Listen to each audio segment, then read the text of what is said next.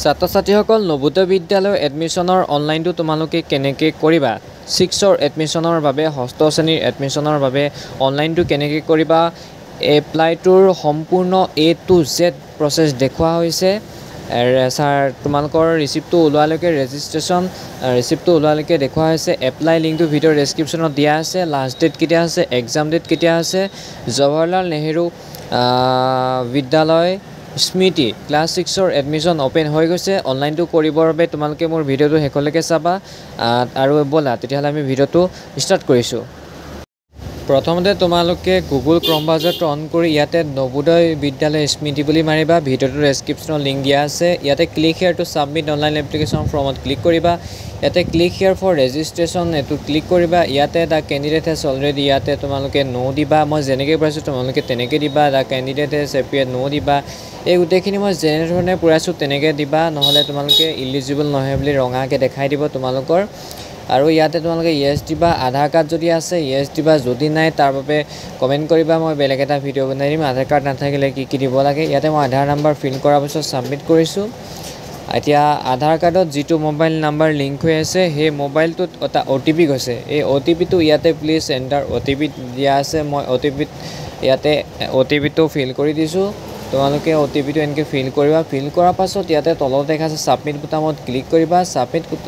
click কৰাৰ পাছত ইয়াতে ষ্টেটটো সিলেক্ট কৰিবা ডিস্ট্ৰিক্টটো সিলেক্ট কৰিবা ডিস্ট্ৰিক্ট সিলেক্ট কৰাৰ পাছত ইয়াতে যি সিলেক্ট কৰিব দিছে এখিনি সিলেক্ট কৰা তোমালোকৰ ব্লকটো কি হয় সিলেক্ট কৰিবা আৰু স্কুলখনৰ নামটো কি হয় তোমালোকে ইয়াতে লিখিবা name of school in which candidate is studying in class 5 তোমাৰ 5ত যেটো ক্লাছত পঢ়ি আছা সেই স্কুলখনৰ নাম কি সুধিছে সেই স্কুলখনৰ নামটো তোমালোকে ইয়াতে ফিল কৰি দিবা মই ইয়াতে স্কুলখনৰ নামটো ফিল কৰিছোঁ তলতে আছে মোবাইল নাম্বাৰটো লিখিব দিছে মোবাইল নাম্বাৰটো তোমালোকে ইয়াতে লিখি দিবা মই মোবাইল নাম্বাৰটো ভৰাই দিছোঁ ইয়াতে তোমাৰ নিজৰ নামটো ডেট অফ বাৰ্থটো অটোমেটিক ফিল হৈ গুচি আহিব এটো তোমালোকে টেনচন ল'ব নালাগে অটোমেটিক আধাৰ কাৰ্ডৰ পৰা নাম ডেট অফ বাৰ্থ এড্ৰেছ সকলোখিনি ফিল হৈ আহিব ইয়াতে মই মোবাইল নাম্বাৰটো ফিল কৰি লৈছোঁ মোবাইল নাম্বাৰটো ফিল কৰাৰ পাছত তলত এটা ইমেইল আইডি আছে দিবও পৰা নিদিব পৰা কম্পালসৰি নহয় নিদিলেও নাই তোমালোকৰ ইয়াতে আছে মাদাৰ্স নেম ইয়াতে মাদাৰ্স নেমত তোমালোকৰ মা নামটো বহাব লাগিব আৰু ইয়াতে সিও ফাদাৰ্স নেমটো তোমালোকৰ আধাৰ কাৰ্ডৰ পৰাই অটোমেটিক লৈ লৈছে যি অটোমেটিক লৈ লৈছে তোমালোকে এটো ফিল কৰিব নোৱাৰা অটোমেটিক লৈ লৈছে ইয়াতে আইডেন্টিফিকেশন মাৰ মুখত যদি কিবা গুটে বডিত কিবা দাগ আছে তেতিয়া তুমি দিব পৰা যদি নাই নালাগে দিব ইয়াতে কাষ্টটো সিলেক্ট কৰাৰ পাছত মই এতিয়া মিডিয়ামৰ এক্সামিনেশনটো সিলেক্ট কৰিলো আসামিছত কৰিলো ইয়াতে ৰিলিজিয়নটো সিলেক্ট কৰিলো ইয়াতে পেন নাম্বাৰটো হৈছে পাৰ্মানেন্ট এডুকেশন নাম্বাৰ হে তোমালোকে স্কুলৰ টিচাৰক সুধিলে গম পাবা যদি তোমালোকে বিচৰা তেনেহলে ইয়াত দিব পাৰা এটো পেন নাম্বাৰ ষ্টুডেন্টৰ এগেইনষ্টত এটা পেন নাম্বাৰ থাকে টিচাৰক সুধিলে তোমালোকে গম পাবা ইয়াতে এনুৱেল ইনকামটো তোমালোকে ভৰাই দিবা বাৰ্ষিক আয় কিমান হয় মই এটো 68000 ভৰালো তোমালোকে চাই মেলি ভৰাই দিবা কিমান হয় ইয়াতে নেম অফ প্লেস ক্লাছ 3 4 5ত স্কুলখন ক'ত আছিল সেই স্কুলখনৰ গাঁওখনৰ নামটো তোমালোকে লিখিব লাগিব আমি ইয়াতে লিখি লৈছো গুটে গাঁওখনৰ নামটো লিখি লৈছো ক্লাছ 3ত আছিল মৰক বিলতিয়া গাঁৱত আছিল 4তো একেখন গাঁৱতে স্কুলখন আছিল আৰু তোমালোকে মানে কোনটো 3 4 5 কোনখন স্কুলৰ পৰা পঢ়িছিলা সেই স্কুলখনৰ নামও তোমালোকে দিব লাগিব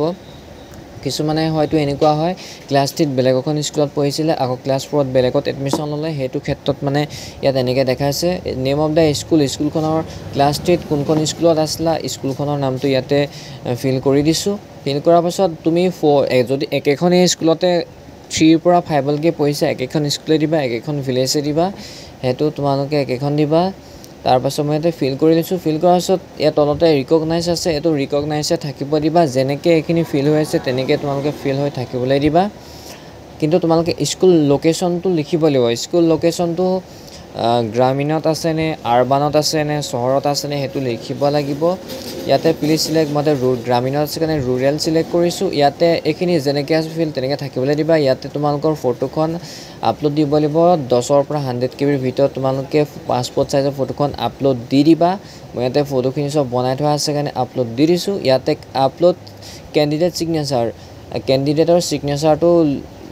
ইয়াতে ফিল কৰিবা ইয়াতে পেৰেণ্ট সিগনেচাৰটো আছে পেৰেণ্ট সিগনেচাৰটো দিবা ইয়াতে আপলোড ষ্টাডি সাৰ্টিফিকেট যিখন হেডমাষ্টাৰৰ পৰা সহি মাৰি আনিছিলা সেইখন ইয়াতে দি দিবা মই ভিডিঅ' 4টামান বনাই থোৱা আছে তোমালোকে চাই ল'বা এই ষ্টাডি ফৰ্মখনো কেনেকৈ পুৰাই আৰু অনলাইনটো কেনেকৈ কৰে মই এতিয়ালৈকে কেইবাটাও ভিডিঅ' বনাই আছো ভিডিঅ' ডেছক্ৰিপশ্যনত থাকিব তোমালোকে চাই ল'বা ইয়াতে গোটেই প্ৰিভিউটো আহি গ'ল প্ৰিভিউটো অহাৰ পাছত তোমালোকে এবাৰ ভালদৰে চেক কৰি ল'বা প্ৰিভিউ শুদ্ধ হৈছে নে নাই শুদ্ধ তাৰ পাছত তললৈ যাবা কিছুমানৰ মানে বেক হৈ যায় বেক হ'লে চিন্তা কৰিব নালাগে ফাইনেল সাবমিটত তোমালোকে ক্লিক কৰিবা ইয়াতে অ'কে কৰিবা অ'কে পাছত তোমালোকৰ কামটো হৈ গৈছে ইয়াতে প্ৰিণ্ট ৰেজিষ্ট্ৰেশ্যন সাৰ্টিফিকেট হৈ গৈছে ইয়াতে তোমালোকৰ অনলাইনটো সাকসেসফুলি হৈ গৈছে ইয়াতে তোমালোকে প্ৰিণ্ট এপ্লিকেশ্যন ফৰ্মখন প্ৰিণ্ট কৰিব পাৰিবা এডমিট কাৰ্ড উলিয়াবৰ অনলাইনটো সম্পূৰ্ণ হৈ গৈছে ইয়াতে এপ্লাই লিংকটো মই ভিডিঅ'ৰ ডেছক্ৰিপশ্যনত দি আছে তোমালোকে টিপিলা ডাইৰেক্ট পাবা আৰু লাষ্ট ডেটটো হৈছে 16 ছেপ্টেম্বৰ মই ভিডিঅ'টো আগতে কৰিছিলোঁ যে লাষ্ট ডেট কেতিয়া এক্সাম ডেট কেতিয়া লাষ্ট ডেট হৈছে 16 ছেপ্টেম্বৰ এক্সাম ডেট হ'ব 18 জানুৱাৰী 2025 আৰু এডমিট কাৰ্ড আহিব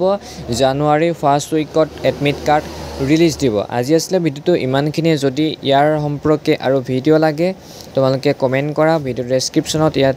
দিয়া আছে ভিডিঅ'বিলাক তোমালোকে চাবা যদি ভিডিঅ'টো ভাল লাগে তেনেহ'লে চেনেল সাবস্ক্ৰাইব কৰিবা আগলৈ এনেকুৱা ধৰণৰ ভিডিঅ'ৰ বাবে থ্যাঙ্কস ফৰ ওয়াচিং আৰু এটা কথা যদি কাৰোবাৰ যদি আধাৰ কাৰ্ড নাই তেনেহ'লে তোমালোকে অনলাইনটো কেনেকৈ কৰিবা তাৰ সম্পৰ্কে মই ভিডিঅ' লৈ তোমালোকে কমেন্ট কৰা আৰু চেনেলটো এতিয়া সাবস্ক্ৰাইব কৰি লোৱা থ্যাঙ্কস ফৰ ওয়াচিং